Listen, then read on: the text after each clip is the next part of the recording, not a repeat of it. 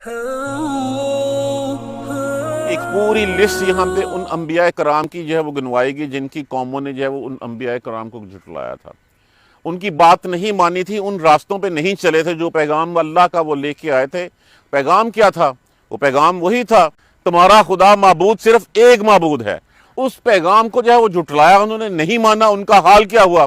ان سب کو کیا کیا؟ ہم نے پہلے مہلت دی، پھر پکڑ لیا۔ بس کیسا عذاب تھا، پتہ تھا، جانتے تھے۔ فقائین، بس کتنی ہی من قریۃ، بستیاں ہم نے ہلاک کر دیں۔ اور وہ ظالم تھی۔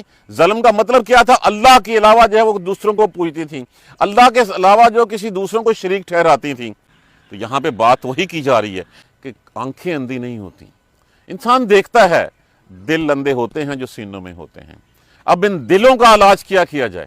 اب دلوں کا علاج تو یہی ہے کہ جو قرآن اور سنت ہمارے پاس ہے، ہمارے لیے ایک ماڈل، ہمارے لیے رسول اللہ صلی اللہ علیہ وآلہ وسلم کی سیرت طیبہ ہمارے پاس ہے، ہمارے سامنے ہے۔ ہم اس راہ پہ کیوں نہیں چلتے؟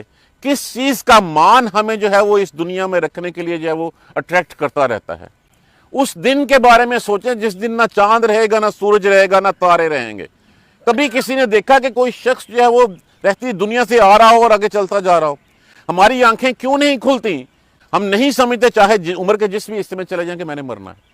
اگر اس حقیقت کو جان لے کہ ہاں ہم نے مرنا ہے، اور مر کے پھر رب کے سامنے کھڑے ہونا ہے اور اپنے کیے دھرے کا جواب دینا ہے، تو پھر ہم اپنے آپ کو ٹھیک نہ کر لیں۔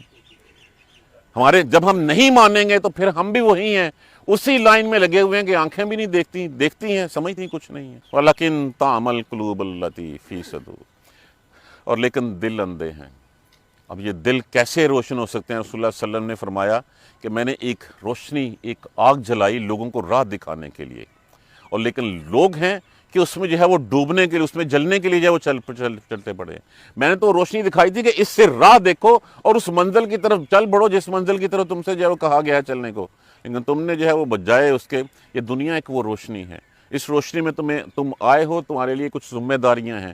جس نے پیدا کیا ہے، جس کے ہم غلام ہیں، جو ہمارا آقا ہے، اس نے کچھ ہمیں لکھ کے دے دیا کہ یہ کرنا بھی ہے تم نے۔ دیکھیے، ہم کسی کو ملازم رکھتے ہیں، ہم اس کے ذمہ کچھ ڈیوٹیز جو ہے وہ سونپ دیتے ہیں کہ یہ کام تم نے کرنے ہیں۔ اگر وہ نہیں کر کے آتا تو کیا کرتے ہیں؟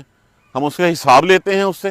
تو اللہ نے پیدا کیا ہمیں، اللہ نے رزق کا وعدہ کیا، ہمارے لیے رزق لکھ دیا اور کہہ دیا کہ تم جاؤ گے، کچھ عرصہ رہو گے، اس کے بعد تمہیں واپس آنا ہے۔ ہمیں یقین کیوں نہیں آتا؟